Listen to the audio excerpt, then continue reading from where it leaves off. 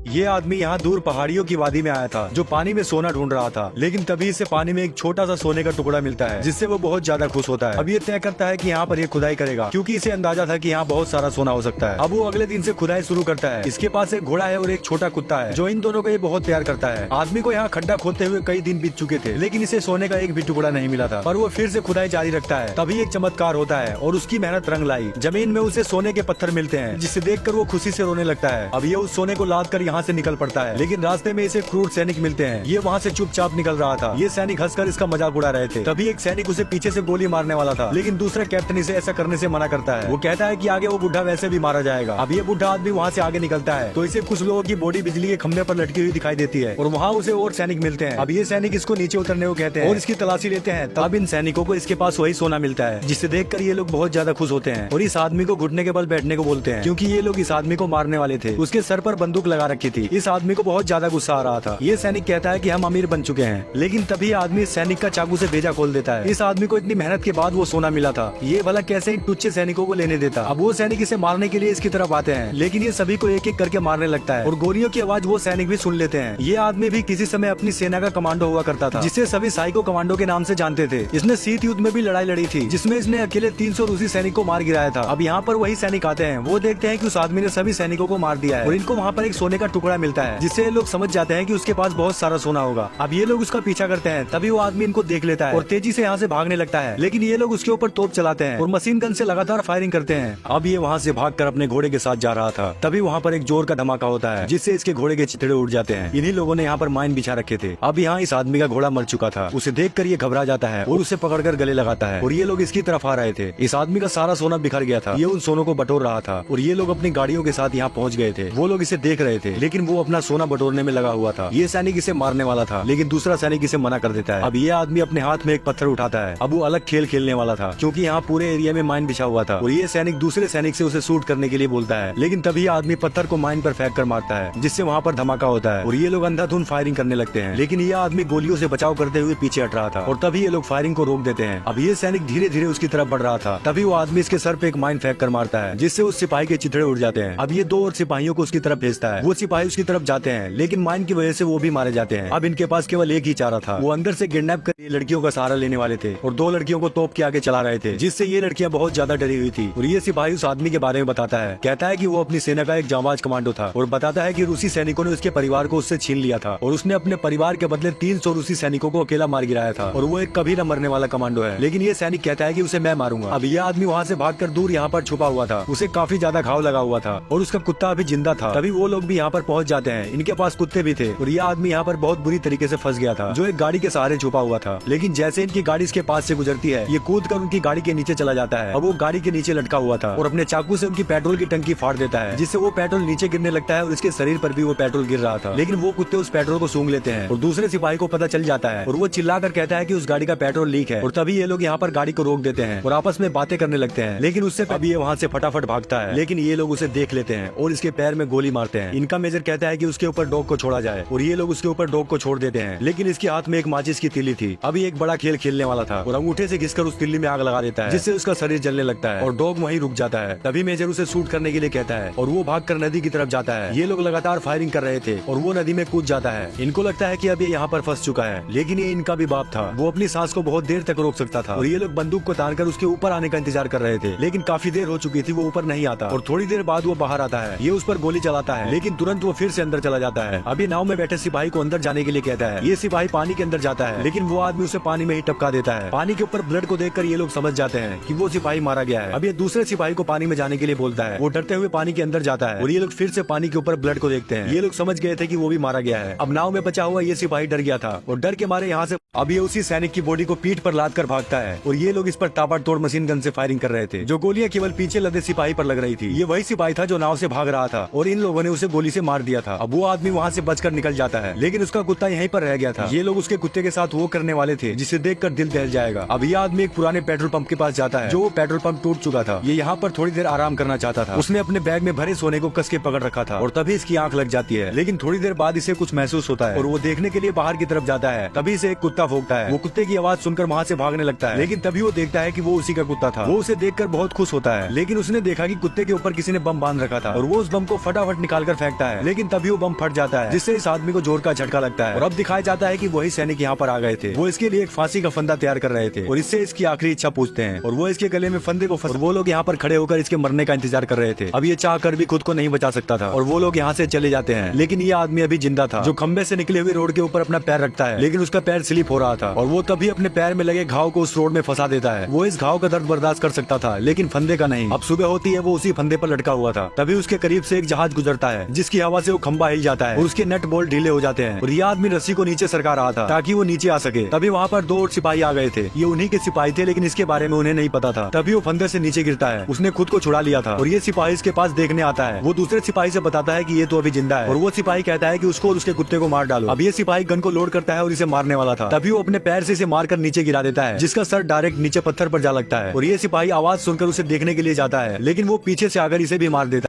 अब ये फंदे से आजाद था और उनकी अब ऐसी लंका लगाने वाला है कि उनकी रूह तक कांप उठेगी। अब ये लोग अपने रास्ते से जा रहे थे, तभी रास्ते में इनको एक जहाज मिलता है। ये लोग जहाज को देखने जाते हैं तो इनको इन्हीं का आदमी मिलता है और उसके गले में वही रस्सी थी जिस रस्सी से इन्होंने उसको फांसी दी थी। ये सिपाही अपने कैप्टन से बताता है कि ये वही रस्सी है। अब इन लोगों को पता चल चुका था कि वो अभी जिंदा है और ये कैप्टन यहाँ से फटाफट भागने के लिए बोलता है। ये लड़की कहती है कि जिसने अकेले 300 रूसी सैनिकों को मार गिराया उसे तुम लोग क्या मारोगे। तभी इस सिपाही को कुछ महसूस होता है। ये बाहर देखने जाता है और ये गाड़ी से नीचे गिर जाता है और इसी के लोग इसके ऊपर से टैंक लेकर चले जाते हैं क्योंकि धुएं की वजह से इनको कुछ दिखाई नहीं दे रहा था। और तभी उस गाड़ी में वही आदमी आता है, इसी ने उस सिपाही को नीचे गिराया था। वो लड़की को बंदूक देता है। अब ये उन सभी सैनिकों को एक एक करके मारने वाला है। वो गाड़ी के ऊपर चढ़कर एक सैनिक को मार देता है और उसी की जगह पर लड़की गाड़ी चला रही थी। अब वो उनके टैंक के ऊपर चढ़ गया था और ये लड़कियां भी इन सिपाहियों को बुरी तरह से भून देती है और ये लड़की भी इस सिपाही को गोली मार देती है। अब वो उनके टैंक के ऊपर चढ़कर ऊपर का दरवाजा तोड़ रहा था। तभी वो लोग टैंक का ब्रेक मारते हैं जिससे वो नीचे गिर जाता है और ये सिपाही लगातार इस पर फायरिंग करने लगता है, लेकिन वो कैसे भी बचकर टैंक के ऊपर फिर से आ जाता है और इसे टैंक से बाहर निकालकर मारने लगता है। और टैंक के अंदर जो सिपाही था उस पर निशाना लगा रहा था, लेकिन वो लड़ते लड़ते नीचे गिर जाते हैं और ये सिपाही इस आदमी से बहुत डरा हुआ था। तभी वहाँ पर 2 सिपाही और आते हैं। वो इस आदमी को देखकर डर जाते हैं। इन दोनों को पता था कि एक पागल कमांडो है और वो दोनों यहाँ से भाग जाते हैं। अभी उनकी गाड़ी लेकर इसको वहीं छोड़कर चला जाता है। तभी यहाँ दिखाया जाता है कि वही कैप्टन अब यहाँ से भागना चाहता था। ये केवल 3 ही लोग बचे थे, लेकिन तभी ये कैप्टन अपने एक सिपाही को गोली मार देता है। अब ये जहाज में बैठकर यहाँ से जा रहे थे, लेकिन तेजी से वो इनकी तरफ ही आ रहा था। वो अपनी गन से लगातार इन पर ताबड़तोड़ फायरिंग करता है और ये लोग बुरी तरह से डरे हुए थे और जहाज इसके बिल्कुल करीब ही आने वाला था। अभी अपना हथियार उठाते हुए चिल्लाता है और वो जहाज इसके ऊपर से निकल जाता है। ये सैनिक दूसरे सैनिक से नीचे देखने के लिए कहता है। दूसरा सैनिक कहता है कि वो अभी नीचे ही है, लेकिन यहाँ दिखाया जाता है कि वो गाड़ी में नहीं था। अब ये उनके जहाज पर लटका हुआ था। ये मौत को भी मात देने वाला कमांडो था। तभी इसका हथियार छूट जाता है, लेकिन वो फिर से जहाज के पिछले छोर पर अपना हथियार फंसा लेता है। इनको जहाज में कुछ आवाजें सुनाई देती है। वो जहाज को पकड़कर अपने हथियार से उसमें छेद कर रहा था ताकि वो उस जहाज के अंदर जा सके और इनको भी शक हो गया था और यहाँ इस आदमी ने इस जहाज में छेद कर दिया था और ये उसे देखने पीछे जाता है, लेकिन अपनी छोटी गन को रखकर वो बड़ी गन लेकर जाता है और ये जैसे ही अंदर जाता है वो इस पर हथियार फेंक कर मारता है और उसकी तरफ इसे मारने के लिए दौड़ता है। दोनों आपस में लड़ने लगते हैं, लेकिन इस बूढ़े आदमी की आंखों में कोई डर या खौफ नहीं था और जिससे मौत भी डर जाए उसे किस चीज का खौफ हो सकता है। अब वो दोनों फिर से लड़ने लगते हैं, लेकिन वो सैनिक इस बूढ़े आदमी को बुरी तरह से मारने लगता है। वो उसे एक रस्सी से बंधे हुक से मार रहा था, लेकिन वो दर्द को बर्दाश्त कर रहा था। अब ये जैसे उस पर वार करता है, ये उसके हुक को पकड़ लेता है और फैक बम में इस हुक को फंसा देता है और इसे नीचे गिरा देता है, जो नीचे जाकर वो आदमी मारा जाता है। और यहाँ वो सैनिक भी मारा गया था जो जहाज को चला रहा था और ये प्लेन भी क्रैश होने वाला था। अब ये फटाफट वहाँ पर पैरासूट ढूंढता है, लेकिन इसे पैरासूट वहाँ पर नहीं मिलता और वो कस के अपने सोने को।